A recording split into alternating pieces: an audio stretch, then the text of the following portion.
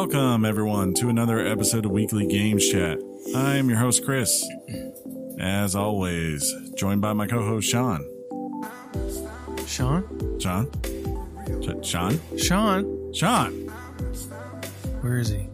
Dang it, we left Sean at the Is he under the table again?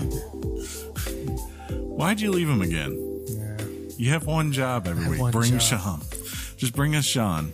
Sean, unfortunately, had a bunch of family issues pop up. He had to adult this evening. Yeah, like pretty much the last couple of days, he's been at home adulting, just trying to find a way to make things work. You think he's lying? He's probably faking it. He's probably jamming. No, he's probably playing WoW as we speak. He's been playing WoW. No, don't get that wrong. Don't get it twisted. Because I've been working at home because I'm currently without a cube right now. It's in theory being built. It's supposed to be done tomorrow, but are they pushing you guys over to another area of the floor? So you know where for marketing, where Tony is going to, right? Yep. That area behind there, we're being staged in there while they redo our whole entire other area where everyone will go to. Gotcha. And we're supposed to be there for like a couple months.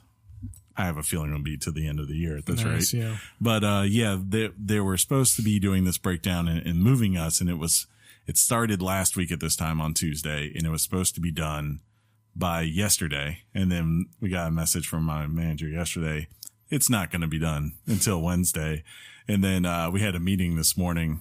And his cube at least is built. And he's just in there and looking around. He's like, yeah, I wouldn't bank on you guys having to come in Thursday either. So he'll enjoy the peace and quiet. Yeah. Did Sean get on last night? Yeah, he did for a little bit. He did. Cool. Yeah. I was playing the PC games on the stream. Heads up. I saw Faster Than Light. Did I? FTL, yep. Okay. A classic game. And I played that. I played a little bit of Total Real Battle Simulator, which is completely not realistic in any way, but it's great. It's like a physics-based thing where you just put a bunch of units and see what happens. So you played some random stuff last night. I did, yeah. I figured I'd give my PC a little bit of love. Plus, I also want to test it out, see how it was going to do. Speaking of streams, though, we do a Twitch stream usually every Monday night, 8 p.m., in case you are somehow unaware at this point. Next week, that stream will be moved to Tuesday night for obvious reasons, because Sean will be here and John will be here Monday night because we need to record on Monday because of our scenarios of the week. Yeah. So therefore, I am not going to record from 5:30 to 7:30 and then like 30 minutes, like basically have to run to Wendy's and come back and like eat on here as I'm like, oh, welcome to Game Chat. Let's play some Division. Day's gone. Let's do it. Hey, if you play Division, I'm down. Yeah. I've been since Thursday night, I've been sort of in a video game detox. Those are nice. Yeah. I've kind of made Sunday that a little bit for me lately. Like a lot of times I get to Sunday and I'm just like, you know what? I'm going to use Sunday to like if there's a show on Netflix or whatever, I just want to binge, right? Like that's when I'll do it, as opposed to just playing all weekend long. Well, Thursday night, my last night playing, I got on with Jeff and Kevin for Division 2, and they got me up to I think tier level 3. Yeah, like because they can go ahead and like just drop you high tier stuff, can't they? Yeah, they can, and they got me up to a 500 level weaponry and armor sets, things like that. So shout out to them. They really helped me out. So yeah, if you guys team up with me on any other night, it might not be fun for y'all. I'm not teaming up with you. Whenever I hit level 30, I'm going straight to Jeff and Kevin because I'm like, you owe me. Give me things. Friendship. No, I just meant for the Monday. Oh, night. Yeah. Okay. Yeah. No. Yeah. But it didn't seem to be that bad the last time we played. No. I don't know how it would be now. Who knows? Though I'm sure next week if we're doing a stream, it'll probably just be Days Gone. I would be amazed if that's not what we would be streaming at that point. But yeah, fun week. I do like though. Speaking of that with Division, I do like the fact that when you play that, that they made that possible for people when they hit end game, that if you have friends who have grinded to higher levels, and sure, they did the real work and all that, like they can help you out immediately to get you there. Because I think the problem with a lot of these games is that they have this idea that like they want to design it so it's such a grind, so that basically this game is your only game in life. And that's not really the way it works for, I'd say, 95% of gamers. Most of us are fluid. We jump around to other things. We play something for a while, and then once we get tired of it, we move on to the next thing. Division's got me hooked, and that's the problem. That's the problem. Mm-hmm. It's like I've given up on Sekiro. Sekiro. To each his own. I'm going to trade it in, It's not that I didn't like it or anything, but I mean... You like easy games. I get it. Yeah, you like it when people just... You get like level 30 and they give you tier 5 stuff. I like easy games. Yoshi's Crafted World is my Dark Souls. So... Well, you could get on PC and do that thing that everyone's been doing to basically enact easy mode in that game. Have you seen that? On Sekiro? Yeah. No, I haven't seen that. So there's a PC mod out there for it that basically allows you to, control the speed of Sekiro himself, right? The wolf, and speed that up while also then slowing down the speed of the enemies. So, like, you just have this guy slowly bringing an axe around, and, like, in that time period, like, Sekiro does, like, 8 hits on him and then blocks it perfectly, so it's that would be so wild. Yeah, so they're like, that's the easy mode out there. Well, if you want it. They're releasing an update or a patch to kind of calm down the bull a little bit. There was something I saw, like they're trying. What I read today, I didn't read the article, I just read the headline, and it said basically, they're making it so that you have to get a little bit more creative, or to encourage you to be a little bit more creative in what you're doing as far as design, which might mean making it easier in the sense like more things work and can do damage against certain enemies. I wonder. I don't know. Yeah, maybe. Could be. Well, as you and I are speaking, the embargo has lifted. For Days Gone? I wish. For Mortal Kombat 11? I think the embargo is lifting on Thursday for that game, for Days Gone. Yeah, I think it's like 8 a.m. Thursday. Yeah, but no... Doesn't surprise me. In-game, Avengers in-game it looks like everybody's liking it okay. Yeah. Haven't seen a... Never forget, though, John, they also told you that Last Jedi was a masterpiece, and I was the only one who walked out of the theater agreeing with that. Yep. So. Yeah, you're absolutely right. So, by definition, you were wrong. Yes. Yeah. I don't know. I'm interested to see, like, let's put it this way. Like, this weekend is, I think, in pop culture stuff, right, is probably going to be the biggest weekend for, like, fandoms, right? Because of a video game? Well, no. Okay.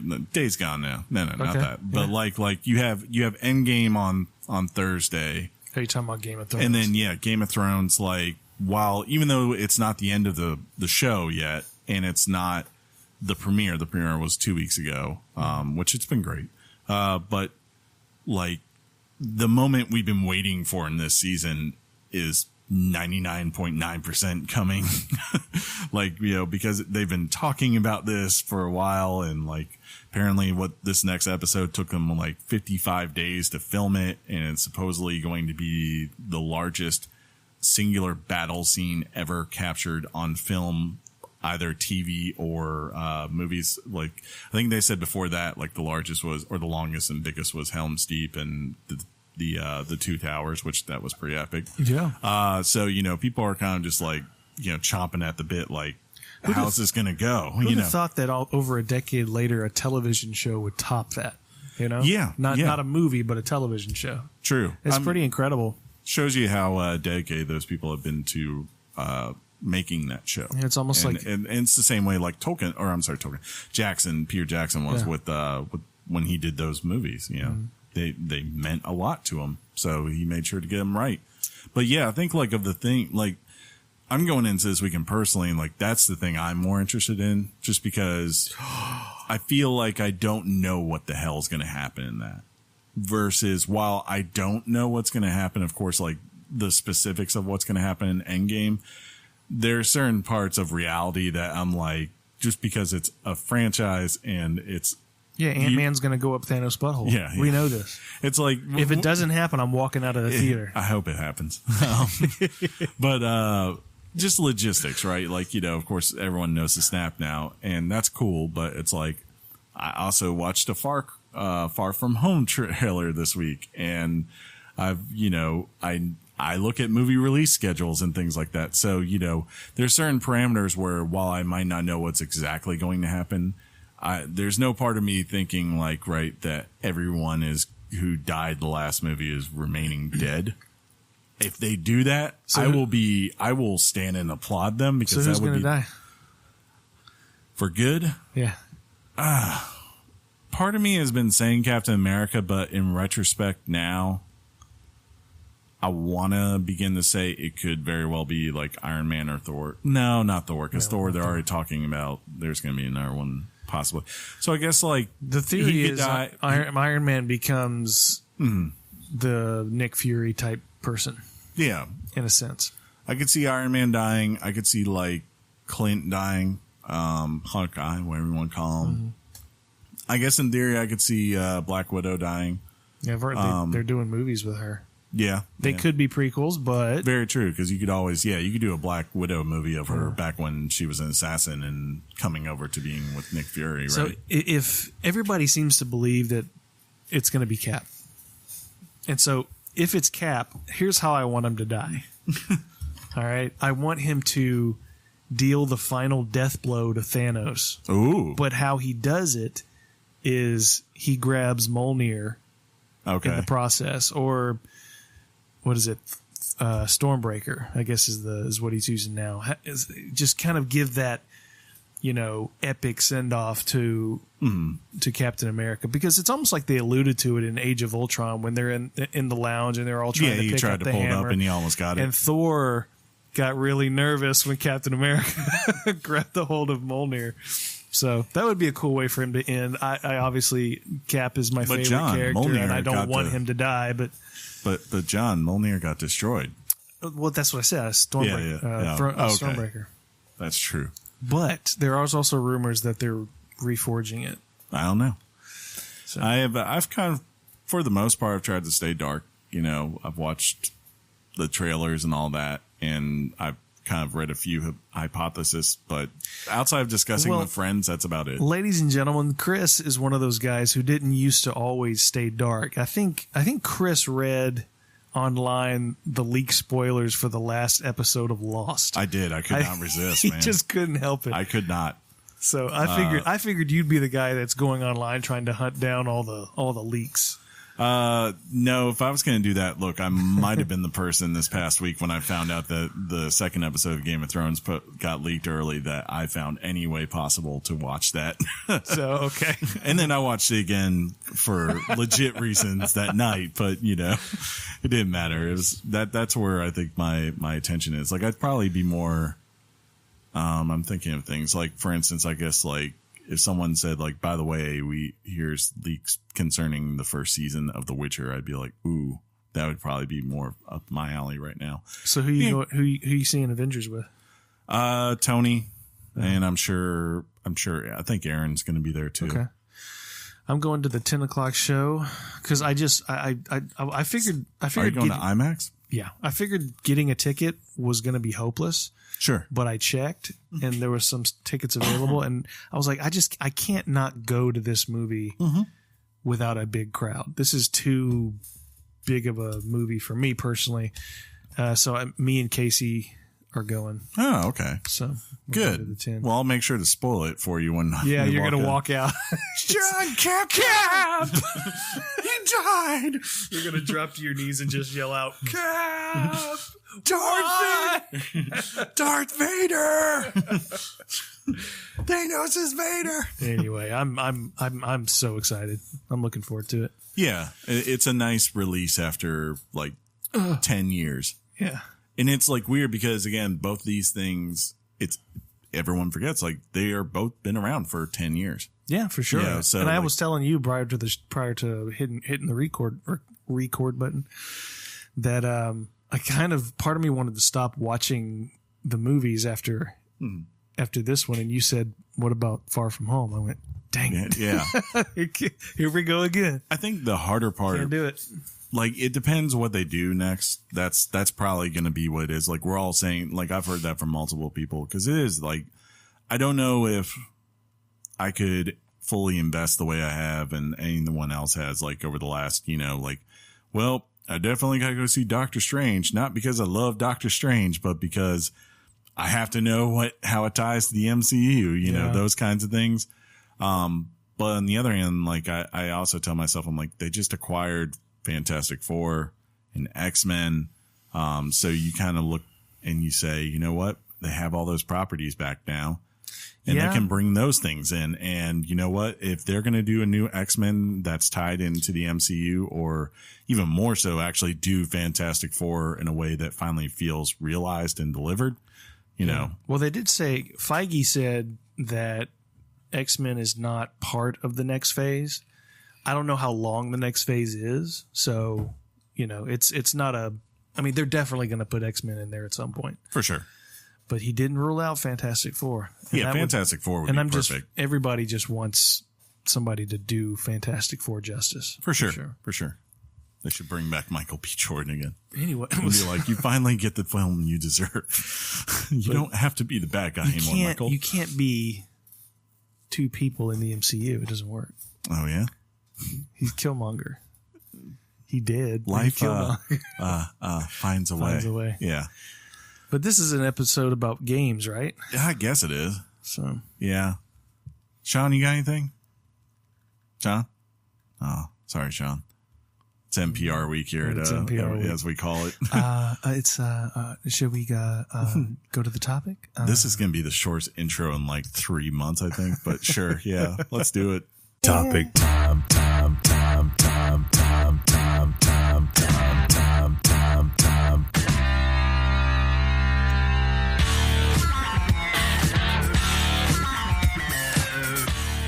The topic is Katana Zero. That's not a bad starting place for that, by the way. Not a bad starting place. Well, you said 93. Yeah, I so know. You're already screwed. You're like, So Katana Zero, I got to tell you showed me the trailer last week, and I'm like, yeah, I want to try this game for sure. I was streaming it Thursday, and Sean was in the stream, and he even kept commenting. He was like, John probably would like this. I was like, I don't know. I was like, maybe he would. I don't know. Yeah. This came out last Thursday on the old Switch, and I think it also came out on PS4, Xbox One. I could be wrong on that. And What'd you PC. play on? I played on Switch. I was like, why not? There you go. My buddy.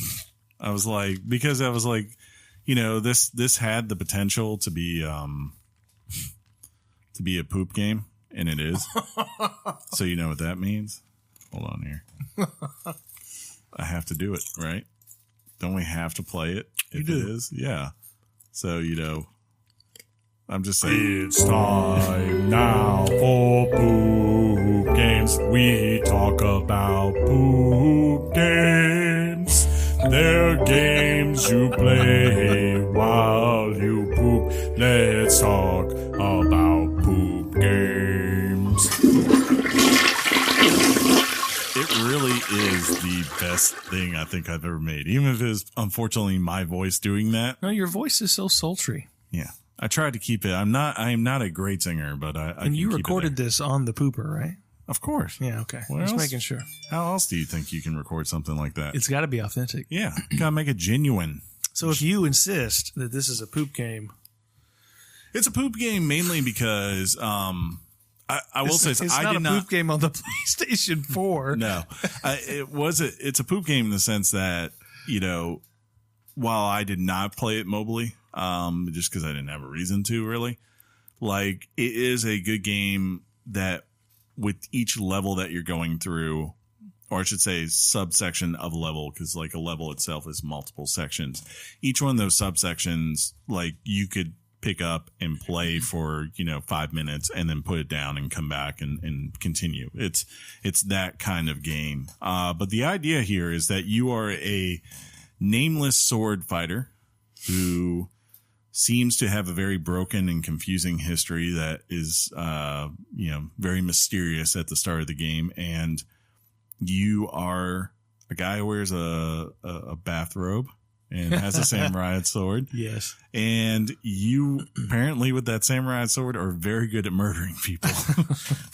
In a bathrobe. In a bathrobe, yeah. Like everyone consistently makes jokes. It's like, hey man, that's a nice bathrobe you got on. But it is this game where basically you're being hired, or you're hired by this company to go on missions and terminate people. And like you'll always get a dossier and it will tell you about who the subject is. And if there's any parameters to what is going on. So like there are a couple of them, which I think are kind of, I don't enjoy the missions as much as the other ones, but there are a couple of stealth missions in this, like where it's like, don't get detected. Oh. Yeah. Not so great. It's fine. It's just very basic what it is. I mean, it's not really a stealth game, right? It's more of just like like stealth to them is basically if there's a crowd and the guy who has a vision and he can clearly see the cone of light, right? That would detect you. Okay. You stop and then you'll see your guy blend into the background. Okay. And then once he turns around, you run past him, right? But you'll have those versus other missions where it's like you not only need to kill this person, you also need to kill literally anyone in that building. There can be no survivors type thing. Which those are fun. But you get sent on missions and they have expectations. The company that you work for have expectations and they will tell you if they're pleased or not pleased as you go on these. But the big kicker is that before you go on these missions, you are also seeing, I guess, what would best be described as a psychiatrist before the start that works for the company. And he kind of goes over like your dreams about like if there are things related to your past or, how did it make you feel what you were doing in this mission, stuff like that. And at the end, he always gives you an injection of a drug. Okay. And it's kind of suggested pretty early on that this drug gives you a certain ability that is better, makes you tactically better than most of your enemies, which is that you can slow down time to kind of judge things. And that's very important in this game because it is in the vein of things like Super Meat Boy or Celeste. I'm trying to think of better ones that are not platformers, but it's that thing of you must be perfect. Like you take one hit of damage, you're dead. It doesn't matter if it's a guy punching you or a guy shooting you or a bomb, whatever. If you get hit, you're dead. It's over. Right. Okay. So as is life. Yeah. Well, outside maybe like one thing, there is one thing like where you can get caught and like they'll knock you down because it just timed it right. Sure. And if you're very quick, you could maybe get out of that, but even then they're just going to shoot you right afterwards. So it's still a death. Okay. But yeah, you go through, so you'll have, one of the early stages is like you're going through a hotel and you're going up levels and every level has, guards and things like that. And you have to kind of approach, how do you go in and tactically take these people out, without getting shot, right? It's kind of seems simple enough starting out. But they start to up it as you keep going. So now it's like, at first it might just be a goon that punches you. Now there's a goon that like does have a sword. So you have to like kind of time to make sure you get right when he's going to hit you with a sword. Then you get a guy with a pistol. Does one shot at a time. Then you get people with shotguns that have spread damage. So just like dodging one thing is there, but you have all these other bullets fragments that could still hit you. You get people with AK. So like, you have to be ready for multiple bullets at once. And then to finally like just really high level crazy stuff that I won't spoil here. But the way you get by this, you're saying like, okay, so you can slow down time. Does it just mean that you're all powerful, because of that? Like, you just consistently slow down time and you can basically kill everyone before they do anything? No, not that kind of game. That's actually one of the better parts of this game is that when you play it, even though you have this slow down ability, you have very limited use of it. So it is great for learning timings of things. But it feels more like of a fail-safe for yourself in bad scenarios than it is just a like consistent abuse type property, right? You know, it's not, you're not going to spam this. There's no way to spam it. So the other technique you have to get used to and master is your roll ability. And whenever you roll, it makes you immune. So, you know, you have to learn how to time the gunshot blast because you can't, reflect every single bullet that's coming at you with that. So you have to instead know how to roll past that and then hit the guy before he has another chance to fire you again. And that starts off simple again. But when you start to say like, okay, I have to think about who I roll and take out first. Like you have to think of your order and how you're going to attack this. So this is not just a hack and slash. No, it is not. Like it's definitely, you want to be aggressive, but it is learning timing of things to be perfect while you're aggressive. So it's a side-scrolling Sekiro. A little bit, but nowhere near, to be fair, nowhere near as demanding. Like there's there's maybe a handful of boss fights in this game. And they're cool. But like even then they have checkpoints in them and you can kind of figure out what's going on. Right. So the question is like, so what happens when you die? Well, the trick is that you don't die. What's happening is it's like the 5-year plan. Yeah. What's happening is that basically what is really going on is that this is all going on through a VCR recording that basically the company is monitoring because they're monitoring your process. So at first, when you go through and you die, you don't make it through a level, it'll say, no, that doesn't work. Like basically it's evaluating what your strategy is going to be when you go into each one of these scenarios. And then finally, when you get through the level, it'll say, yep, that'll do. And it will go back and it will show you a VCR recording of your run through, which is cool too, because if you've had to slow down to do really cool things, you now see them at full speed.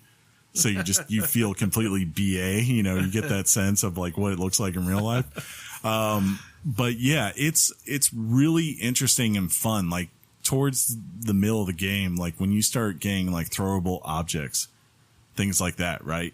And you're thinking, okay, I'm going to chuck this cleaver at this guy's head at the top of the stairs. And then this guy's going to come over and be like, what the hell just happened to him? And as he's doing that, I'm going to roll up and slice him in half just long enough to hit the slow-mo button because the guy's going to kick through the door hearing all this commotion and fire a bullet at me, which I will reflect back with my sword to his head and make him explode.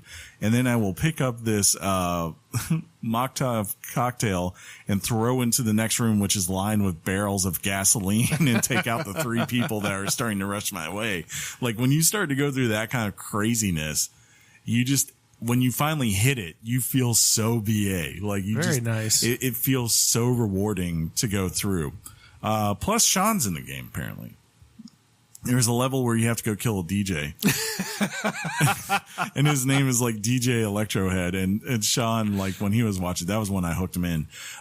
Because I will say, while it does not play like it, I think a lot of people, when they fire this game up, the first thing that's probably going to pop in their mind aesthetically into both look and sound is going to be Hotline Miami, because it's got that cool 80s like chill wave electronic vibe thing going on. Like if anyone's ever seen the movie Drive, it's kind of like that, right? Like those types of cool sounds. So like when you're in like the DJ club, it really does feel cool and unique, and just very few things feel like that in a game with 16-bit sprites. But it consistently is just pushing you forward to go to a place where it leads to a story. But I will say, while the story does work and it has emotional moments and develops over time, especially like your relationship with the company and more importantly, back at your flat, basically like this guy lives in a single bedroom apartment that looks like a piece of, right. And it's run down. And like, when you start the game, your neighbors are like in the next room, just basically having a rave. and you just see in the other room, you know, is like just like a couple just going at it, you know. There you go. So not rated T for teen. Yeah, but then there's also, as you're there, there's a little girl who, like, her parents are also pieces of, and basically, you know, that friendship starts to bond, and like where that goes, it gives you a nice pullback moment of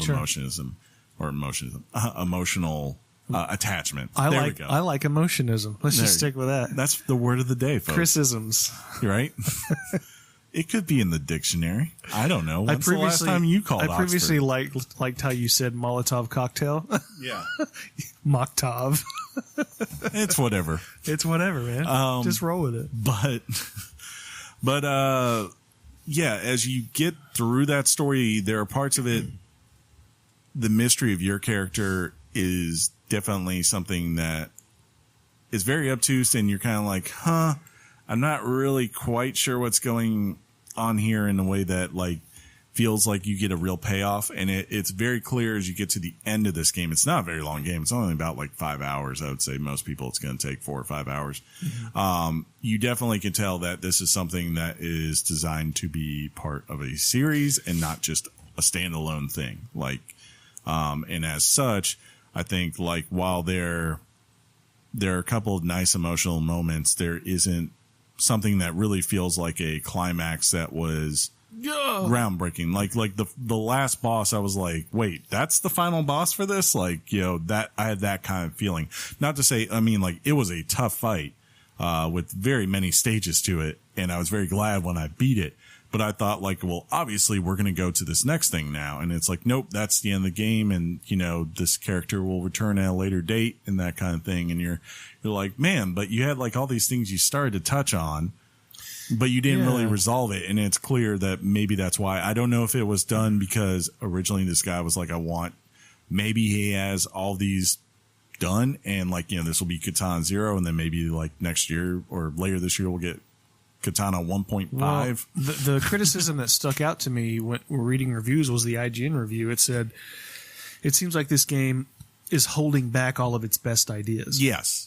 In terms of plot, like there's a lot of things that I'm not going to say there aren't any reveals because there are, but they feel like the things that you would get in the first, you know, the first maybe half of the first movie. Right, if it's a trilogy, and then there would be emotional deliverance. Like, imagine if like you went through the first Matrix movie and you didn't get the showdown with Agent Smith at the end. Now, there's a greater, much larger narrative that comes out of the Matrix, right? Mm-hmm. But like, you get that payoff where no matter what, even if you didn't watch another Matrix movie after that, you got to see Neo have this moment where it was like, no. And then like, you know, take down Agent Smith and kind of validate what everyone's been saying for the last, you know, 2 hours or whatever in that film. There's no moment like that here. Like it feels like it might be leading to this, like where we're going to finally see.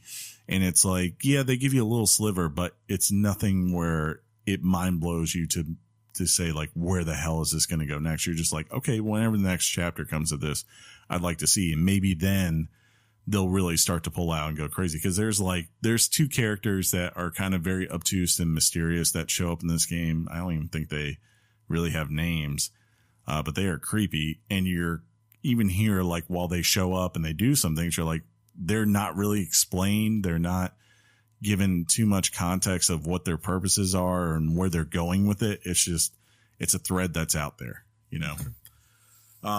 But that said, for the most part, for $15, this is a fun game. And I really hope that it's one that if there isn't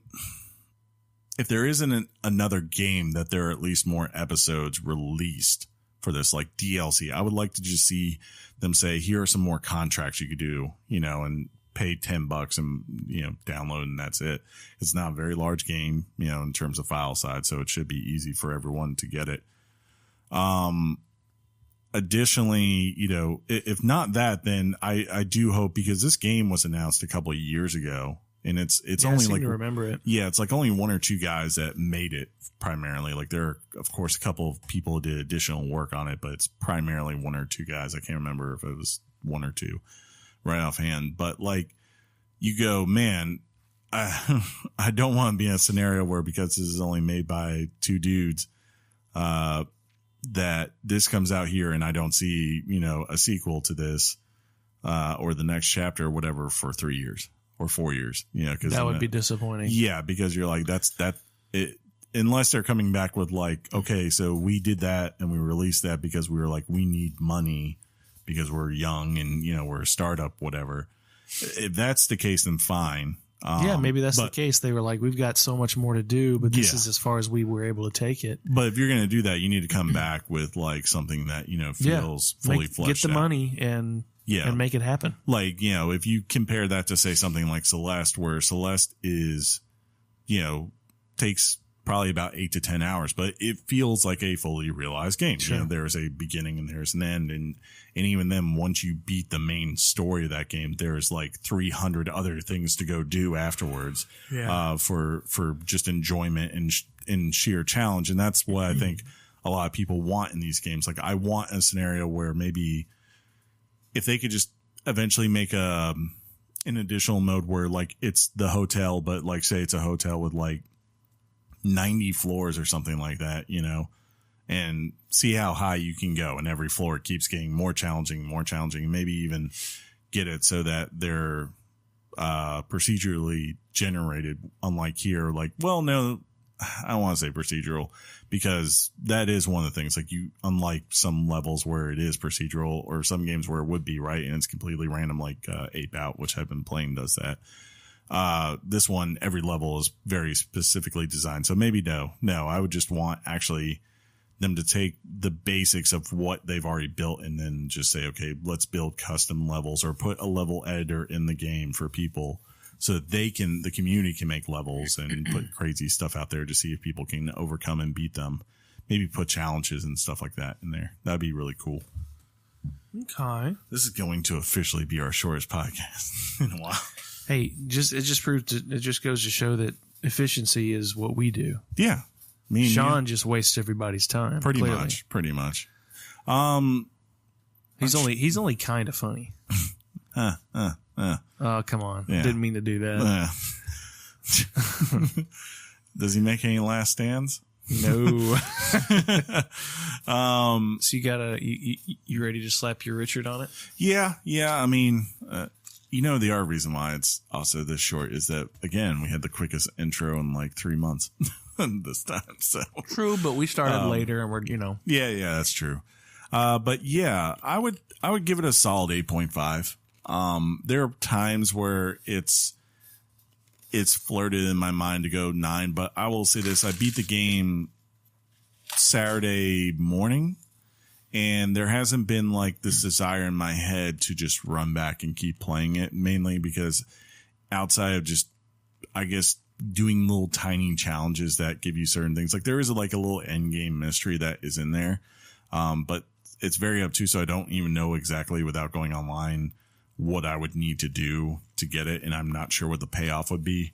There hasn't been a strong desire for me to go back. Right. I enjoyed my time. I was glad that, I would have gladly played for a couple more hours with what they were offering me.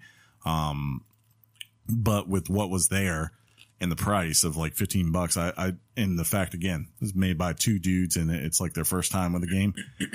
Solid. You can't go wrong with this. Like it is going to be something that, especially if you like action games and combat, and then also just, critically thinking how to get through a level with all the tools that are in front of you, because most of them are optional, right? Like, there could be, I'm trying to think, like there could be a lamp and you could pick up the lamp and throw it at someone's head. But at the same time, if you're smart, or I wouldn't say smart, if you're just good at what you're doing, you might be able to just bypass that and still execute the level. It's completely optional what you're doing there.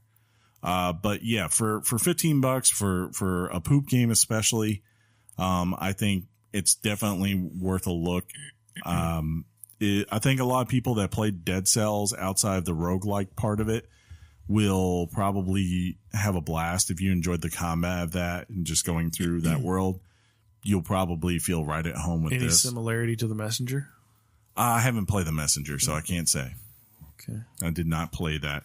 And the big shout out again, music.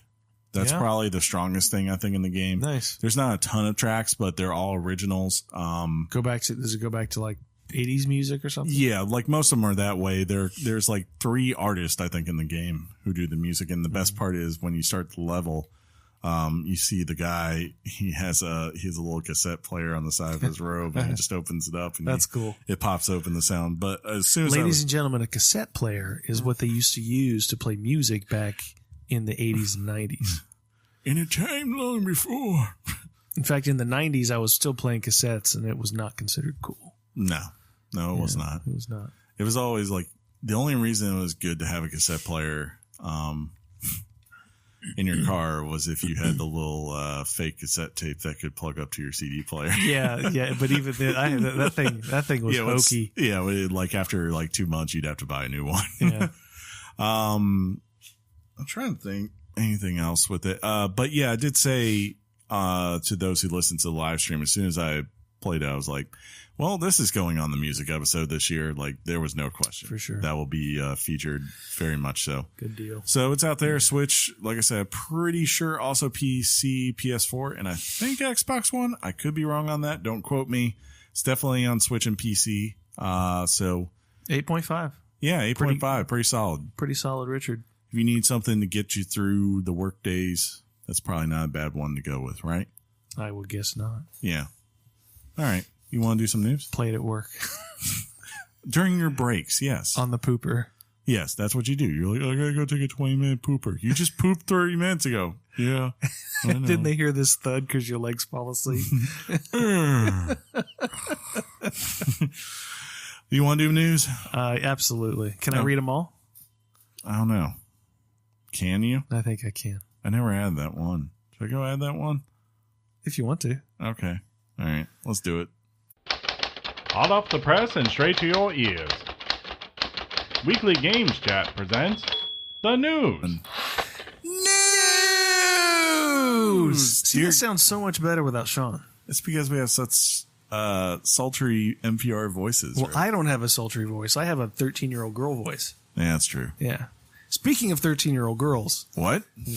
Star Wars Jedi. R. Kelly? Fallen Order. Ooh. So, head of Respawn, Vince Zampella. Is it Zampella? Who cares? Zampella has confirmed. I actually know. That's ironic that you're telling me the pronunciation. Yeah. Has confirmed that Star Wars Jedi Fallen Order will be a single-player story game with no multiplayer and no microtransactions. Now, this is before EA gets its grubby little hands on it, but the announcement was made at Star Wars Celebration in an interview saying, quote, no multiplayer, no microtransactions. Microjacksons. It's a story game, end quote. The trailer is amazing and encouraging for an EA published game, and the game will be released on November 15th. We actually watched the trailer live on last week's episode. I was impressed. Sure. I mean, it wasn't really gameplay. It was just kind of story trailer, but that's fine. But I think it's just like everybody's been hungry for a single-player Star Wars game. For sure. Yeah. I wonder how Amy Hennig feels about this.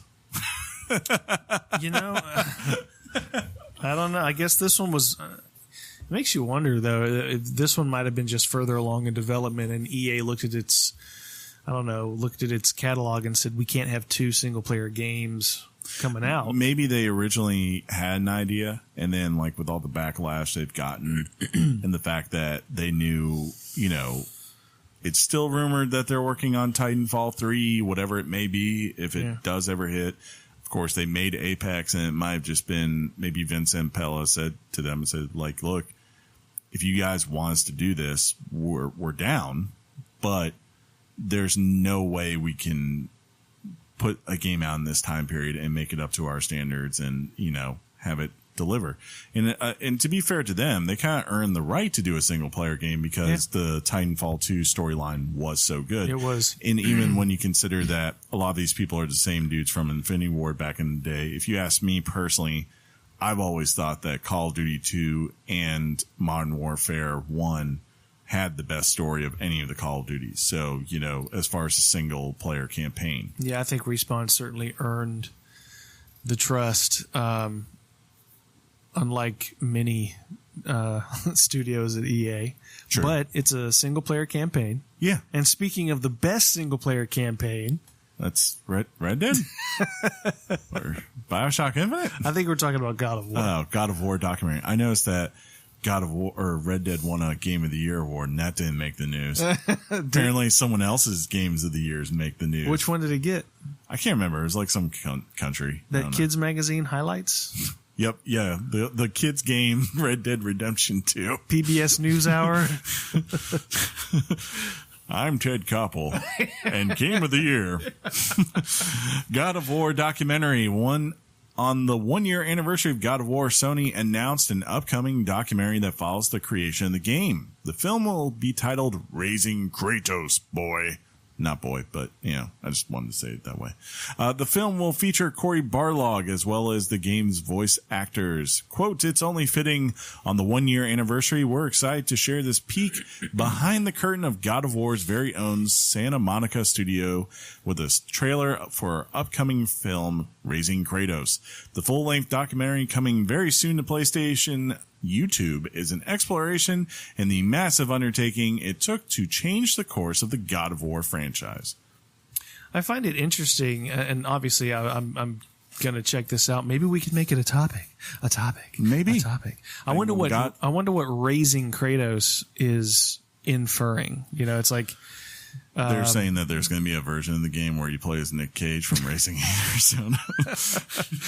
But, you know, I've been reading a lot about this week, and one of the things it talked about was the idea that this game was a risk on Sony's part. And I look at it, and when I think about it, I go, what's the risk? I don't see what the risk was. It's an amazing title, obviously, but, you know, you weren't going to get anywhere by revisiting ancient Greece, the old Kratos. So the risk to me was sticking with what wasn't working anymore. To me, that would have been the risk. I don't know. I think I know what they're saying. You know, maybe taking a risk at thinking that Kratos was dead as a character. Maybe. But to me, it was just like the only thing you can do is move forward and evolve the character. And to me, that wasn't a risk. Well, I would say it was a risk because, from my understanding, they had started a God of War game and they scrapped it. Yeah, I guess they did. And then they brought him back in. Corey came back in. And I mean, there's a lot of risk to its credit in the sense of like saying, okay, this is a game that's been known for its like 60 frames per second action of pure, you know, like long form camera, you know, 3D environments and all that going through. And now we're going to make this a very tight camera over the shoulder shot for the whole entire game. And we're going to slow Kratos down big time, for the most part, outside of a few instances. Right. And we're going to rip him away from the world that we've been building up and completely redefine how he acts, how he, you know, how he's perceived. Like it sounds simple, but like when you go back and you say to Sony, okay, God of War sales have been declining, and a lot of our other... That's kind of my point. Yeah, though. Like, you know, and you come back and you say, doing this game probably is going to cost you $200 million to make it, right? You know, and then we're going to have to do a big PR campaign on top of that. I can understand it is very hard for anyone to significantly alter a major franchise like that, even if it's not like in the vein of like, you know... I'm trying to think of something that was like a true reformation. It's just, you know, when you take a risk, it means that you have something to lose. Yeah. And to me, this franchise had to change or die. There was nothing to lose. It had already been lost, in my opinion. So I understand the possible nuance of what they're saying. I get that, you know, a lot of effort went into it, a lot of creativity, and it took a lot of creativity to get this going in a completely different direction. I just don't see the risk. I don't see the risk part. They're like all games. All games today are risks. I mean, we're honest about it. Some guy from accounting is going to come down and be like, John, that was the risk right there. See that number right there? That was the risk. I mean, you're a studio that's backed by Sony. Yeah. And you say that out loud as a risk, and all these and those two developers that have developed Katana Zero in a garage, are going, guys, you don't know what a risk is. But come on, like, yeah, there are different types of risks, that's for sure. Yeah. I would say, like, for instance, I'm not trying to be critical of it or overanalyzing it, but I obviously am. I guess, like, the best way to compare it would be like what I was saying earlier about Avengers and like the MCU, right? Yeah. It's like, being risky for them would be literally coming in and saying, by the way, yeah, we're actually going to kill off a lot of these people for good. Like, not just one or two, and not just like one or two that have been here forever, but, you know, and we're going to be leaving anyways. But, like, guess what? Don't leave me, Cap. Yeah. Don't go. Like, imagine if they did come back and say, yeah, guess what? You know, there is a new Black Panther now. And you know what? Spider-Man, Peter Parker, yeah, he is dead, and you know that is a prequel. And by the way, introducing Miles Morales, you know, something like that. Like that would be crazy if they did that. But on the other hand, you look at it and you say that's a machine that is, especially it being Hollywood, right? It's so designed to basically make so much money for them. Like we were talking about like last week where Disney itself will have the top 4 grossing films. And, it's gross, isn't it? Like they could release it's so nothing. Gross. They could release nothing else, and they will probably make more than 90% of the studios combined. Yeah, right. Yeah, it's like they're the 1%. You know, when Cap dies, I'm hoping Tony Stark says, "I'll never let go, Cap. I'll never let go." And then all of a sudden Leo comes in. I'm like, what? This could be a risk. These are always a risk. Yeah. Here's the PS5 specs. Mark Cerny, who probably can do no wrong at Sony. He can, if he wants NAC 3, it'll probably happen. Dear God, no. Mark Cerny has revealed quite a lot of info regarding the specs of the PlayStation 5. AMD chip will be at its core. The CPU is created from AMD's Ryzen line, 3rd generation with 8 cores of, what is that? 7nm? 7 nano something? I can't remember. Zen 2 microarchitecture. The chip also, quote, includes a custom unit for 3D audio, end quote. The GPU is a custom variant of Radeon Navi's family, which will allow for ray tracing.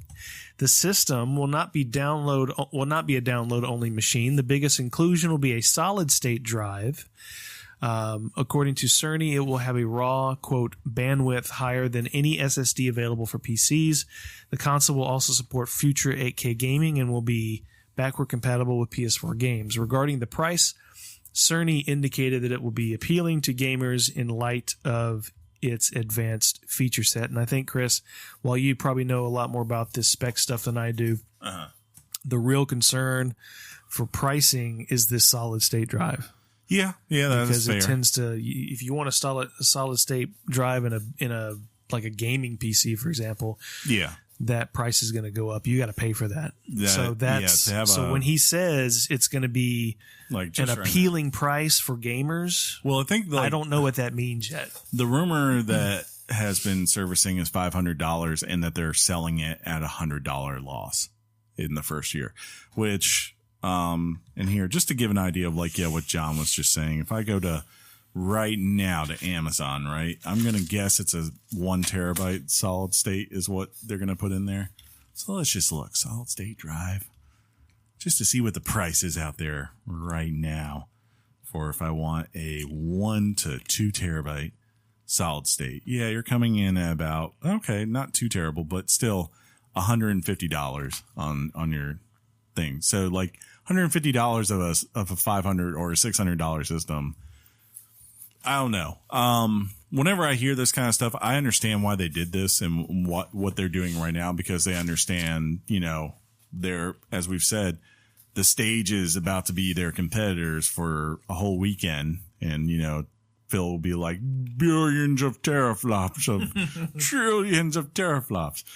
The whole system is literally a teraflop. We built it. We found a way to make it into a metal. And now it is a console, a teraflop console. But to me, they've got to figure out how to eat an extra $100 and make this a $400 console. You can't. To me, it's like you go from a previous generation that you won, where the starting price was $400, beating the Xbox One's $499 price tag. Was it $499 or was it $450? It was a $499. It was a $500. Yeah, that's right. It was machine. $500. Now, granted, but it won also because it was a much better machine at $400 than the $500 counterpart at that point, right? Yeah, but I mean, granted, the Xbox had Kinect at the time. Yeah. So all that being true, but there was a lot of problems. You run the risk, in my opinion, of going from PlayStation 2 to PlayStation 3 and telling people to get a second job to pay for the console. And I know that the $500 mark isn't the backbreaker that a $600 PS3 was. Yeah. But you have to be very careful raising the price on your consumers, because they will go somewhere else, as they proved last generation. The honest truth, though, is that I don't think they have a choice, because I'm pretty sure that Microsoft system will be $500 as well. You think so?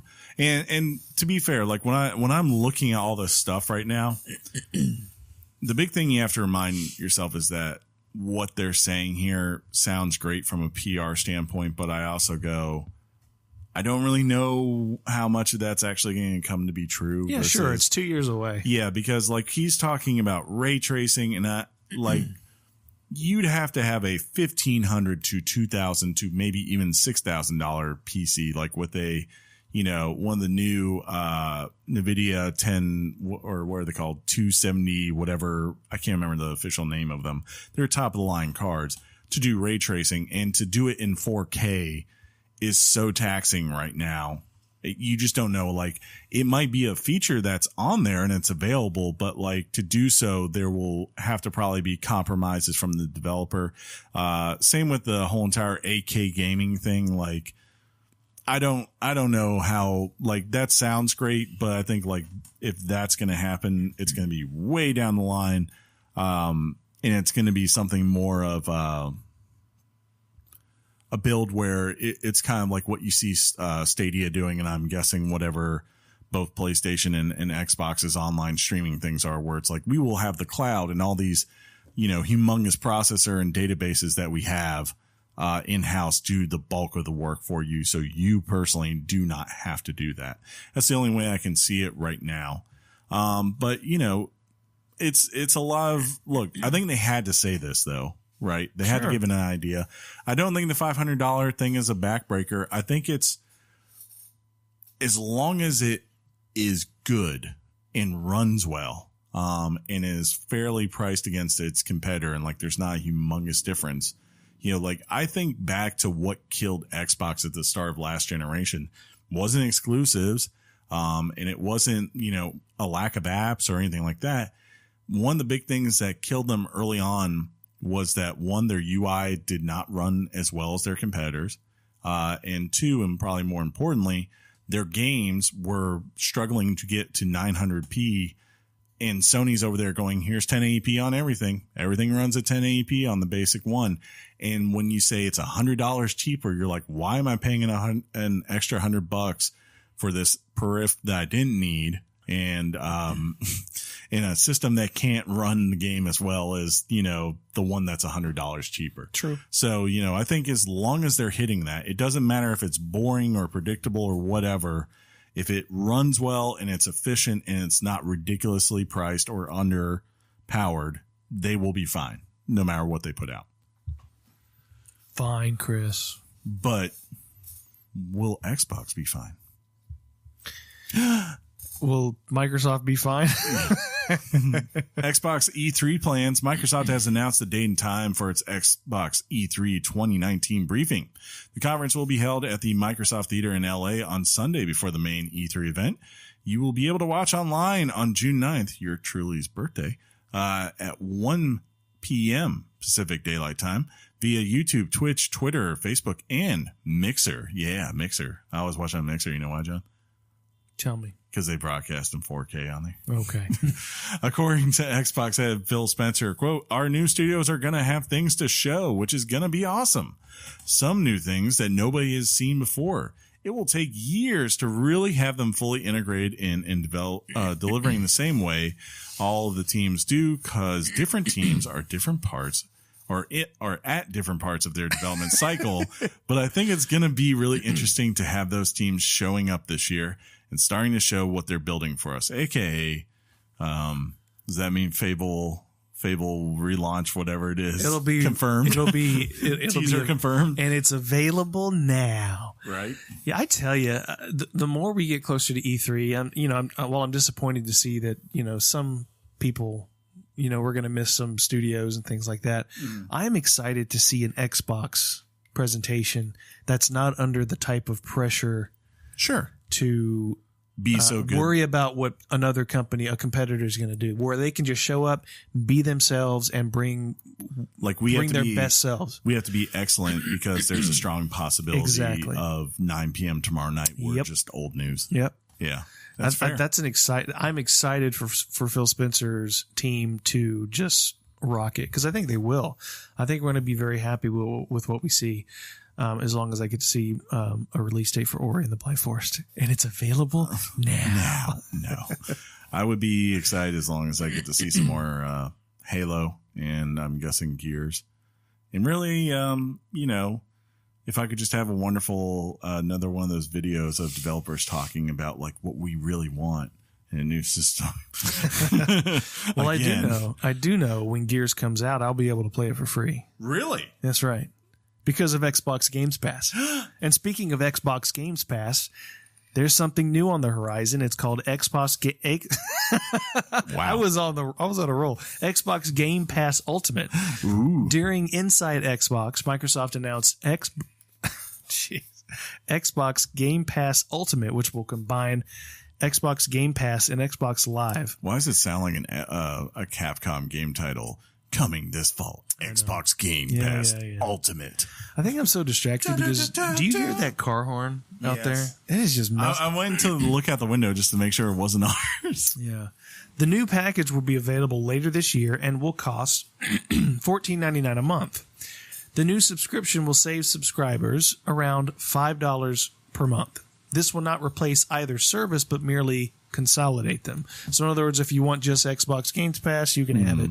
Yes. All that stuff. Well, I mean, like a lot of people like us, I know we buy our, I don't know if you do. I can speak for myself. I usually buy my, my live subscription annually because you get a significant discount. And if you add the annual subscription total to the monthly total of this, correct, they come out the exact same. So I'm curious about how they're really going to bundle this to make you save money. It's not so much about that, right? It's about saying if you want this scenario where you can play these things and turn them on and off as you need it. Like if you're one of these people who you say you're a teenager or whatever, right? And basically you can only afford to get a one that lasts 6 months, where like that is $120 a year subscription, or no, that's like $80 a year. I think if you did it quarterly, it's $100 a year. If you do it monthly, it's like $120 a year. Right. So, you start to see where the savings are for them. Because if you're someone who is by chance going through Xbox monthly, just because you're like, sometimes I need it, sometimes I don't. Here you have the option to say, okay, let me just go ahead and instead get Game Pass too, because you're saving money that way. You are going to save a lot more money in terms of the bang for your buck. I'm sure you'll save money. I just haven't seen the package that shows you're going to save money. That's all I'm saying. If you were to do monthly, I don't know anybody who's going to want to pay monthly. Sure. For that, for consolidating both things. Well, I don't see it. It would make sense for me because I could turn it off, right? Like if I'm not playing online games and I don't care about, say you don't care about you're not going to turn it off. Maybe not me, but like someone else, right? Say you're someone who you're not always playing online games, right? But you enjoy Games Pass. You're always turned on. That's true. But like, you could switch between a $9.99 subscription per month and a $14.99. You're getting Xbox Live for $5 as opposed to the, I think it's like $10 that normally would be if you just did it month to month. That's what they're saying. If Sean was here, he would have said $9.99 and $9? Yeah, he would have. He would have. And that's why he's important, ladies and gentlemen. That's the one thing he does. I'm kidding. Speaking of other Xbox, and finally John put a big Xbox weekend here. Jeez. I love Xbox. Good Lord. Yeah. Do you? I do. It's my favorite console of this generation. You don't call its terrible nickname like SNES. You should be calling it. Read the thing. To call it just read it. Read it. Xbone. Shut it down. Xbox One S all digital. Microsoft announced the worst kept secret in gaming.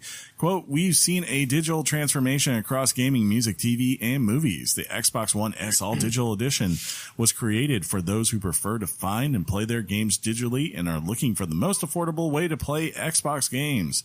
The new machine will run at $250. That's $50 cheaper than the Xbox One S and half the price of a One X. The console will be bundled with Minecraft, Forza Horizon 3, and Sea of Thieves. There is a point here to wonder, because I know $250 is the MSRP price, right? But people have pointed out you can actually get an Xbox One S right now, usually around $200 because most of them are on sale. I know it's for pre-sale right now, so obviously they're all just going to be $250 at launch. But I am very interested to see how long it goes before, I would imagine by the time Gears and all that is rolling out this fall, it would be $200 at Christmas. No, I would imagine it's probably going to be $150 if they're being honest of what it is. Because, if you can sell an Xbox One S for $200, there's no reason why you can't sell one for, one of these for $150 when it has less parts in it. Right. And it's designed to be cheaper and all that. So I am interested. Otherwise, it's going to, I'm kind of why would you price it this way other than you're just trying to take advantage of people that don't really know how sales work? But that doesn't make sense to me in any way. Yeah. So. With the Minecraft, Forza, and Sea of Thieves, if I were them, I would have just thrown in, because they had to have known that this would have, perception wise, looked like it wasn't a deal. If they'd have thrown in a year's subscription to Game Pass, that would make more sense. That would give you tons. It would thus validate the need for your digital library. Exactly. Here's this thing that only plays digital games, and here's the entire library we have. Have a ball. And it's also if you're thinking about it, their whole entire thing should be a test. If you're selling your Xboxes for $200 right now, you need to put this out there for $150, because if you say, okay, we're in the waning part of the generation, there's 6-year-old tech. Nothing we're going to do is going to be humongous that wins people over to, get us the PlayStation numbers, right? Or whatever. Yeah. But you could be in this thing well, do we see a boost of this? And then over the next year, when we compare the sales of from May, 2019 to May 2020, how do the sales for the digital edition do versus the regular one in that time frame with similar bundles and all those kinds of things? Yeah. Because if they do well, then that gives them validation to say, you know what, at launch for our next generation, we should offer diskless consoles if people want them. Sure. That would be a good test. So it seems like a missed opportunity. I don't know. Well, the Switch doesn't have discs. Oh. And that's why it's more expensive. Marvel Ultimate Alliance 3, speaking of Switch, Marvel has announced the Ultimate Alliance 3, The Black Order, will release on July 19 of 2019. Exclusive. July 19, huh? Yeah. Exclusive to Nintendo Switch, players will have the chance to create... It's so it doesn't spoil Avengers Endgame. Exclusive to Nintendo Switch, players will have the chance to create their dream team to fight their way across the Marvel Universe with both new heroes and iconic characters, even though they might have died in Endgame. Players can play co-op or locally. The premise is to get the Infinity Stones back from Thanos and the Black Order. Shocker. I feel like I've heard this before. I feel like the more I hear it, and I mean, even when they dropped that trailer, I love the very first Ultimate Alliance. It was a surprise. The second one was not great. Even Tony worked on that game, and he can tell you the story. Oh, really? It's been that long? Yeah, it was back. I mean, Marvel Ultimate Alliance came out the very first year of Xbox 360. In case our audience doesn't remember, our friend of the show, Tony, used to work at Activision as a tester. Yes. But I just look at this and I gotta say, it feels like even with the setup of what it is, it's a video game movie thing. And whenever I see those, I go, that's probably not going to be anything. It's not a movie game. It's not based on the movie. Yeah, you just got Thanos and the Black Order, and you're going. Well, the movies are based on comics. Yeah. So if anything, okay, yeah, come on. I'm sure it will be very close to the comics. Game of the year, 10 out of 10. Yeah, sure. We're going to cover it. Okay. GameStop offering full price trades. GameStop has announced a new promotion that will offer a full price of a game refunded as store credit within 48 hours of launch. The promo is called Guaranteed to Love It and was announced the day after the new CEO moved into the role. Quote, true to our core promise, today's announcement is a testament that GameStop is committed to giving power to the players. In our promotion offers our customers the peace and mind of buying video games inside our retail stores at no risk, beginning with Days Gone next week. So basically, I guess the idea is that one of two things. It's either an incredibly short game that you pick up on the night of release and then beat it in a very short frame and you get your money back. I'm planning to get my money back for Days Gone. Or all of it. Or I guess the other side of it is you buy it and say, unlike anywhere else, right now, if you don't like it, you can just go trade it to them. It's not like returning it. It's trading it and they'll give you a full $60 for it. Yeah. Bold move, Cotton. I don't, and I think you'd probably agree with this. I don't think this is the move that's going to save GameStop. No. But it's encouraging to see a CEO move in and within minutes makes a decision like this. This is a bold decision.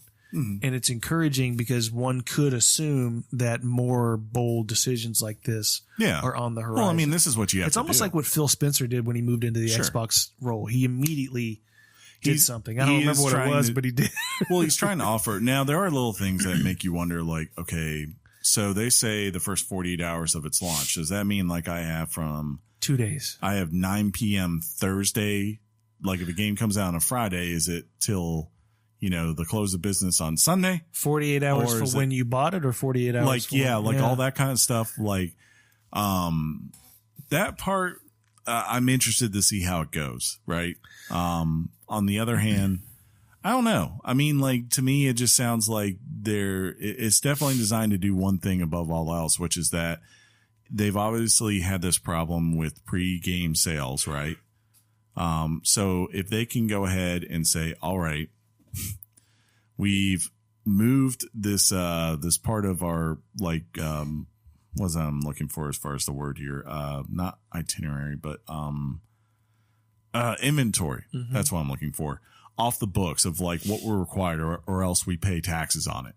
And now we take it in as pre-owned, and we go ahead and we say, say they go to the next bold step where they say, okay, even though we bought it for 60, we're just going to, because we don't have to worry about the tax on this anymore, we're going to sell it at 45. And they're just going to screw developers out of their first week sales outside of the first 2 days, right, of sales, because, here are all these games that they're selling for $45 that they bought at 60. We'll take the $15 loss on this because, So, ladies and gentlemen, we are going to do, for Days Gone, the GameStop challenge. We're all going to buy the game and we're going to race home. And that would be really sad if we can beat this game. We're going to ignore our families for 2 days and try to beat this thing within 48 hours. I haven't slept in 2 days. and get this game virtually for free. I'm just imagining you in your chair and just screaming at Clarissa. Woman, Clarissa, more pizza. Bring more pizza. And now it's a poop game. Honey, my catheter's full. Yeah. Just so bad. Speaking of bad. Yeah. Capcom Home Arcade. So Capcom has announced Capcom Home Arcade, a standalone plug and play unit with a 2-player arcade setup that comes with 16 classic games. The device will have a giant logo with 2 sticks and buttons arranged on top. The release date is October 25th, and cost will be $260. Jeez. The price of an Xbox One S All Digital Edition. Yep. The 16 No, games. $10 more then. Yeah, $10 more. All right, okay. The 16 games will include 1944, The Loop Master, Alien vs. Predator, Armored Warriors, Capcom Sports Club, Captain Commando, which is the what Capcom is actually short for. If in case you didn't know that, fun fact. Cyberbots, Full Metal Madness, Darkstalkers: The Night Warriors, which I think is an early '90s fighting game. Echo Fighters: Final Fight, Yeah. Goals and Ghosts, Yeah. Giga Wing, Mega Man: The Power Battle, which I hear is pretty good. I've never heard of it before until I think Colin Moriarty was talking about it. Pro Gear, Street Fighter 2 Hyper Fighting, Strider, Puzzle Fighter 2 Turbo. I'm curious what they're using to justify the cost. Like, is it a bigger arcade cabinet? I mean, I haven't really seen pictures it's a of it. standalone plug and play unit. So yeah, I'm guessing it's a, like, at the very least would be similar to what we see at a GameStop store. Just instead of there being an LCD TV, it'll be a screen that's built into an arcade cabinet. So. Okay. I guess it makes sense for it. I mean, obviously that they're just selling this as a novelty item. Yeah, I would imagine this is for hardcore collectors and things like that. Yeah, this is not a direct competitor with, the Genesis Mini and all that stuff. No. That's a motion capture wrap, John. Oh? It's been confirmed by Naughty Dog that the final scene for Last of Us Part 2 has been shot using performance capture, concluding, quote, the most ambitious cinematic shoot ever for Naughty Dog. As of now, no release date has been announced, with many speculating this will be a crossover title between the PS4 and the new console from Sony. We could just say PS5. We all know it's going to be PS5. Yeah, I agree. Like most of the titles that they displayed on last year's E3, I think most of them are going to be PS5, but I don't really crossovers. I've never really thought about how much time it takes from the final motion capture shot and what comes after. Like, you got to render it, you got to stick it in the game. I'm speaking layman terms completely, but that's got to be at least 6 months. What is it like with I know with things like Pixar movies, right? Yeah. Usually a lot of times when they record the dialogue, they do so about 2 years before the film is even done. And that's after it's been in development for 3 years. Oh. Because it just takes Patton Oswalt had a thing like where he said he worked on, it was before he did Ratatouille. So it was one of the other Pixar films, and he was asked to do punch up jokes, and they're like, no. Like, he made normal jokes, and they're like, no, you can't have it be a character on the screen or like require sight to see, because then we have to go back and render and change all that. So they're like, we need things you could shout off screen for our characters to hear. So, Cool. Yeah. Well, I am very much looking forward to it. I hope it's good. Yeah. You hope it's good. I mean, I wasn't as high on that as you guys were. I didn't hate it, but it wasn't even your number 2 that year? No. What was that year? What was the game for that year? Well, your game of the year was BioShock Infinite. Yes, that's right. Yeah. And I think that was 2010. Maybe later. Might have been later. Yeah, I think it was like 2013. Because it was like, or 2012 or 20. Like, might have been 2012. It was like, it was like the end of the generation, remember? Yeah. See, you don't even know what your game of the year was BioShock, but I thought that's what it was that year. I was like, I couldn't remember if it was that or Portal 2. I was like, it was because those are like back-to-back years. Yeah. Anyway, speaking of game of the year, here's some Fortnite news. Epic Games has announced a new event called Fortnite World Cup Creative, which will run from April 29th to June 7th. This will be a long event. Yeah, it's pretty long. That's what they said about my This has been added to the $100 million prize pool for Fortnite World Cup. It will consist of 5 showcase events and 5 different trials, all from community creators. Each event will focus on a new creative game with 15 participants. The than being selected to compete in the creative competition at the Fortnite World Cup Finals. Each participant will be able to submit their best clips and will have a chance to win part of the $3 million creative prize pool. In other news, gets $20. Yeah, exactly. In other news, Fortnite is teasing an Avengers crossover with an image featuring Thor's Stormbreaker. Ooh. With a message stating whatever it takes. Whatever it is scheduled to release just prior to the release of Avengers Endgame. And by the time you hear this episode, you might already know what it is. Yeah. Well, remember back when they did, when Infinity War came out, yeah, they had a little period there where Thanos was in the game. That was fun. I mean, it was a blast. So it was cool to see. So that would be cool if like you just go around with Stormbreaker and like you go, he always aims for the head. That'd be funny. I will say, as far as the creative contest, one of the things that's been fun for me to watch on YouTube, because when Aiden watches YouTube videos, he's watching Fortnite videos. One of the cool things they're doing now is they're creating these like trick shots. Well, it's like they do these like relay race type level designs where people are trying to beat the previous record for finishing. Oh, so they're going into like the one where there's no combat or whatever. Right. They're just they're just building and trying to go through it as fast as they can without, dying or falling or things like that. And they're kind of just, you zone in, you kind of get addicted to watching it. And it surprised me. So it's a pretty cool feature. So, what's a critical feature, John? Tell me. Master Chief has a porn stash. And so the critical feature is the porn stash? Of course. Do you we need to get you a porn stash. I've done it before. When I went to Bonnaroo one year, I shaved down to a porn stash. Isn't that it would look great the whole entire week because I was wearing aviator shades. Well, when I saw that, it was more of a never mind, I can't say that. This is from Engadget because we've added it in late. The years in making Halo TV series finally appear to be taking shape.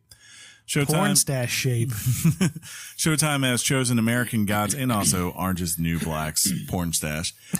Pablo Schreiber to play the series version of Master Chief. It's not certain if he'll ever remove the iconic helmet, but Showtime has promised to tell, quote, deeply drawn personal stories. It's hard to imagine the Chief hiding his face forever. The series will also star newcomer Yurin Ha as Quan Ah. Weird. A teen from the colonies who meets Master Chief at a, quote, fateful time. The show will will be run and executive produced by Stephen Kane of The Last Ship fame, never watched it, and Kyle Killen of Awake, never watched it, which hints at scale. Showtime considers this to be its most ambitious series ever. So Steven Spielberg is no longer no attached? He is he's executive produced or like whatever, like he's not one of the direct hand-on guys, but he's going to be the one. They're like, hey Steven, we're doing this, and be like, whatever, check, thanks. But put my name on that. That's looks cool. Good. Look, I will say, if you told me a couple of years ago that porn stash was going to be Master Chief, I'd have been like, but he, as they remarked in the article, he's on American Gods as Matt Sweeney, and he is great. How tall is he? He's pretty tall. And even then, like, because he's in the suit, it doesn't really even matter how tall he is, right? Because it's just like that dude's playing Batman on Gotham. They're like, Batman's, but they said like Batman's 6'3", and you like look at this kid and you're like, you're about 5'10". Yeah. Well, shoot. So was Christian Bale. Yeah, exactly. Like, if Tom Cruise can make a career of an action star, I'm pretty sure Pablo Schreiber in a Master Chief mask and suit can do the same. Well, that's one. This is completely boring old man knowledge, but the movies that Tom Cruise does about Jack Reacher. Yeah. So that character is based on a guy from a series of novels. And the character Jack Reacher is like 6'7". Yeah, that's definitely not him. And so, I personally liked those movies, but I could see where the fans of the novels were like, Tom Cruise? The hell? Yeah. No way. I think he's the character in that because if I recall, it's his studio that makes it. And it's like one of those things like, it's just like, you're never going to get Ethan Hunt or a Mission Impossible movie without Ethan Hunt unless Tom Cruise is ready to hang it up. Aside from the height problem, he plays the roles with a lot of intensity. I remember the second one was okay. The first one I enjoyed. Yeah, I liked the first one a lot. Yeah. Not the second one. It got boring. Yeah. But he couldn't redeem that one. You know what, though? What? Finally this week. Finally this week. I don't have Sean to give me the towel. I need to just hold back. So speaking of redemption, and this is out of tragedy. This is one of my favorite stories. Redemption for Assassin's Creed Unity. That's sort of my own spin on it, but nevertheless, following the devastating Redemption, though. No. Following the devastating news regarding Notre Dame in Paris, Ubisoft has decided to donate 500,000 euros. It might have been million. I might have mistyped that. No, I think that's it's not. Right. It's not half a billion. Sorry. Remember, 500,000 euro converted. 500,000. Yeah, 500,000 euros to help with restoration and reconstruction. On a much smaller scale, they are donating Assassin's Creed Unity for free on PC via Uplay in honor of the famed cathedral. According to Ubisoft's official website, quote, as the smoke clears on the events that unfolded on Monday at the Notre Dame de Paris, we stand in solidarity with our fellow Parisians and everyone around the world moved by the devastation the fire caused. Notre Dame is an integral part of Paris, a city to which we are deeply connected. Seeing the monument in peril like this affected us all, end quote. And I got to tell you, and for the record, John, Notre Dame is in South Bend, Indiana. That's right.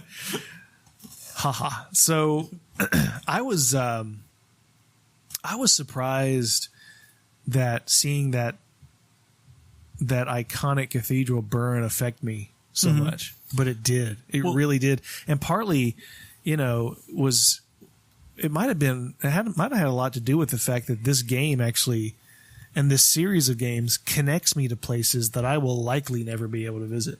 Sure. And one of the stories that came out of this, I read a couple of articles, is, and to me, one of the cooler aspects of this story is there's a possibility that the rebuilders, renovators of Notre Dame are going to be looking to the modeling that was done for Assassin's Creed Unity, because they said which took 2 years of development to get this, and the designer of it had all the artwork placed in the appropriate places, and just brick by brick, there was so much detail to that.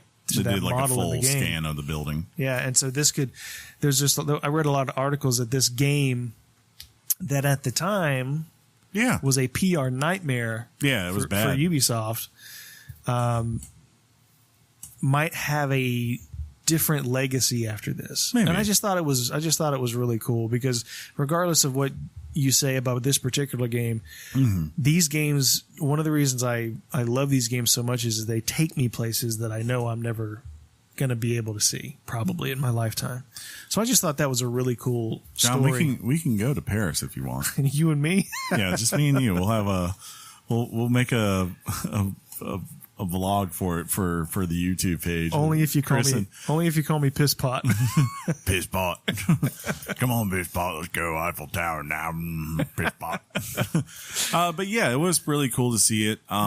It was a really unique thing to watch last week, because it's like that used to happen a lot more, right? Like where you'd have this very historic place that just had been around for centuries, all of a sudden just disappear overnight, because, of course, back in the day, especially like London and Chicago, Paris too, and cities, if a fire started, it could spread very quickly and do a lot of damage. And it's like, it's very weird to finally see that in your time in the modern age, just because it does not happen that much. So it was very chilling. Very jarring. Yeah. Like if you think of it like, wow, that I'm sitting there going, that's like how something like the Library of Alexandria disappears off the face of the earth.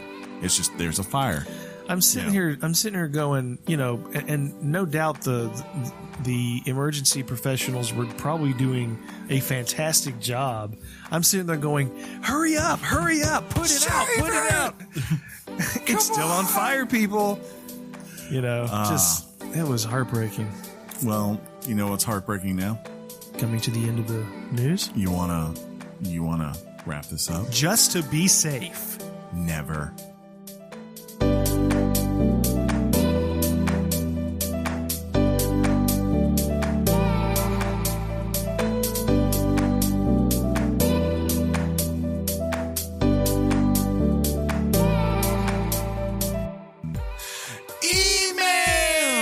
Electronic mail from the future. You don't have to say it. I mean, someone has to.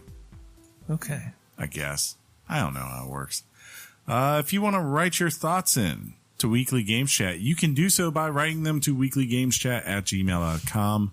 That's weeklygameschat@gmail.com. If this email opens up, I will be able to tell you, something's not right. To the phone. What's going on? I don't know. Apparently Gmail is crashing on us as we speak. Let's try again. Let's try this again. Maybe it'll open now. Or what if I did nope, can't even do a right click. You think Sean hacked in? Yeah, Sean decided to sabotage us. That'd be hilarious. Let me try. All right. Let's see here. Now I've got to actually find where the email was. What date did that come out? 17th? Yeah. There's the first one. Gmail says something's not right. Yeah, no, Gmail's failing. Just like Matt or Matty did. Want to make sure I got his name pronounced. He says, thank you, sirs, for 200. Here are my 5 memorable gaming moments in no particular order. Ooh. I played games since I was 5 years old. That would be 1990. Started with Amiga and moved to PC and OS X. PS4 was the first console I ever bought. Nice. First up, we got completing the Golden Axe together with a friend. We used to play this game a lot and died a lot, but we got better and we finally faced the end boss. Few tries and we managed to beat it, only to realize that we have another boss fight to face. It took a while, but we managed to beat the game and we were super proud of our accomplishment. Later on, I learned that only some versions of the game you had to fight the true and end boss, Deathbringer. Next up is beating XCOM 2 War of the Chosen. Wow, yeah, nice. That's impressive. XCOM 2 was the first in the series I played when it was released on the Mac. I finished it quite fast and purchased all the DLC as soon as I could, but I never finished them. Then at some point, the game was free on PlayStation Plus this winter. I was looking for games that I could play while I was doing easy triathlon training. Gloat much? Kidding. Dang, I just lost my place. That's what I get for making quips, right? It's okay.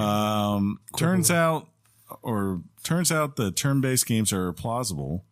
I purchased the WOTC expansion on PS4 and played through it in a couple of weeks. A game where I need to think my every decision is so rewarding. Also, I hate games where you need dexterity skills with a controller. Might give it a try on Iron Man later. Sid Meier's Civilization. That is a great one right there. I was 6 when this masterpiece was first released. I didn't know any English at the time. He's from Finland. And took it while learning to master the game. It was simple enough that you could play and enjoy it. But once you were able to pick some words from here and there and learn the game mechanics, it became super rewarding. The game is maybe the game that has taught me more than any other game. I learned English and also managed to go through 12 years of history class, as I already knew 60 to 70% of everything because of the Civ series. That is very true. You can learn a lot about history in those games. Playing Hotline Miami. Hey, second time that's come up today. Sorry, I'm doing 2 things at once here. But this game, Richard. I started to play this game and I instantly remembered the feeling of playing similar games in school in the library with my classmates back in the 90s. There's something in this game that just brings all those good moments back to my mind.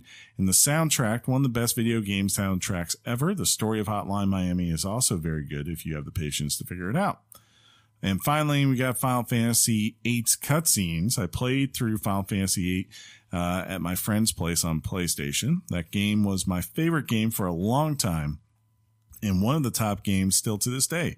Later on, I got Final Fantasy VIII on PC, and oh boy, the cutscenes. They were out of this world, and they were so beautifully accompanied with a great soundtrack. All I could think was like how games in the future would look so awesome, and we are now at that point. Games like Horizon Zero Dawn are eye candy from the very beginning to the very end. Final Fantasy VIII is where I saw the first glimpse of the future. And he says some honorable mentions are the ultimate challenge on Football Manager. And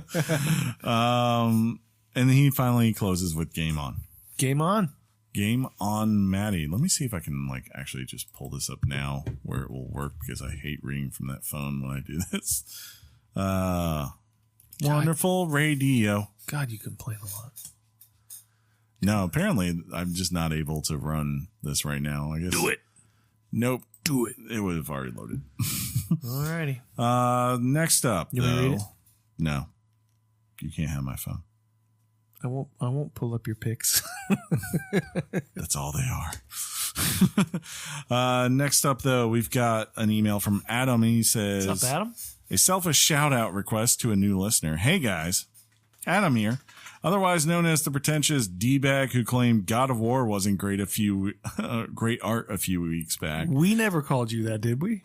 Yeah, I don't know. I doubt we did. But like he said, I remember that email. It was very. I think about it often, actually. Funny story. After you guys read my email on the show, I quickly informed my best friend Derek about it, which subsequently prompted him to listen to the episode, and he has been a loyal listener ever since. That's Good. awesome. Thank you for that. Each week since, we have discussed each episode of the show and laugh out loud. Sean, none of those correct. Adam, none of those. And John Sekiro horror stories. Again, didn't spell John right either. It's okay. No, John, it's not okay. I think he's talking about that text message D-bag exchange. bashed God of War's art. Come on. And now you just want to suck his Richard because he brought us one listener? Yes. Okay, yeah, that makes a lot of sense. Darn right I do. He's my closest and dearest friend, and ever since I moved from California to Idaho, that's a change, in 2015, he and I have stayed in touch exclusively through our love of games. The likes of Overwatch and a number of other games have almost made it seem like we've never really spent any time apart, which I'm deeply grateful for. So please give it up on the show for Derek Balls. He knows what it means, and his lovely wife, Ashley, along with their newest addition, Theodore Teddy Glassick. Don't know if you want to read the last name. Oh, too late now. I should have said that beforehand. Thanks for everything, guys. Much love, Adam Watson. Thank you, Adam. And just a fun fact about me, most of my family, if not all of them, is from California. It's so weird to hear you say that. My dad was born in Whittier. My mother was born in Tulare. If they only knew. If they only knew. If they only knew. I'm not going to mess with Sean's Twitter because he yells at me whenever I do it. Yeah, you don't do it right. No, I don't. And he'll be here this Monday to read your, mentions and likes and all that. But of course, as always, we are on the social media. So find us on Twitter, on Facebook, and you can find a link on both of those to our Discord server, consistently growing. Great place. We are having wonderful conversations about a multitude of topics, different rooms that you can go chat about. I know we got one in there for the MCU, so I'm sure that will be blowing off this weekend. And it's actually been really nice for the Game of Thrones room because, after the episode, I can just run and start. When all the memes start pouring out, I can just start. I have a place to put them all. Because I don't really want to put them on my Twitter or Facebook because I can't hide the spoiler part to them. And I don't want to be that guy right now. This is almost as bad as college football season. Right? Which, speaking of college football, shout out to your coach. He had successful hip replacement surgery today. Yeah, Everything very went important. Good. Very important. But Chris, I think this if NPR had a lit office party, that would be this episode. This would definitely be our Tiny Desk concert series. That's for sure. But that said, as always, this has been episode 201. We're working on the next 200. That's right. 199 to go, John. Sean's not going to make it, though. We'll see. Yeah. If you like the show, subscribe to us again on the social medias. And, of course, subscribe to the podcast on whatever podcast service you use, and you will get a new episode just like this one, maybe not in NPR format, next Wednesday and every Wednesday afterwards, unless we take a week off. If while you're there, you really like the show, make sure to give us a rating or a review. Helps people find us. John gets upset when you don't give him 5 stars, and then I have to hear about it. So please, for the love of God, if you haven't rated the podcast and you really like us, go give a 5-star review. If you want to interact with us more, I exclusively always stream on Monday, but usually John and Sean do join in. If not both, at least one of them. They're always welcome in the Discord to chat, even if I'm not playing something they're playing. And you can see that on Twitch TV, except for this upcoming Monday, because we will be recording the show. Maybe we'll stream. I don't know. We could stream the episode. I don't know. We'll see. We got time to think about it. Yeah, I'll think about it and see if that's possible. I don't know. Sky's the limit, man. Yeah, anything's possible, right? We do it.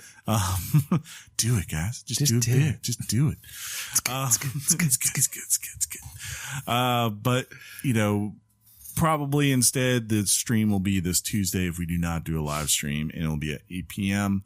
I'm sure I'll probably be playing Days Gone. Yeah. And, the good thing is that Sean and John could come in and also talk about Days Gone and what they're doing too. Yeah. Though they probably don't want to hear from me because they'll be like, oh, he's ahead of me. I don't know. Don't like that.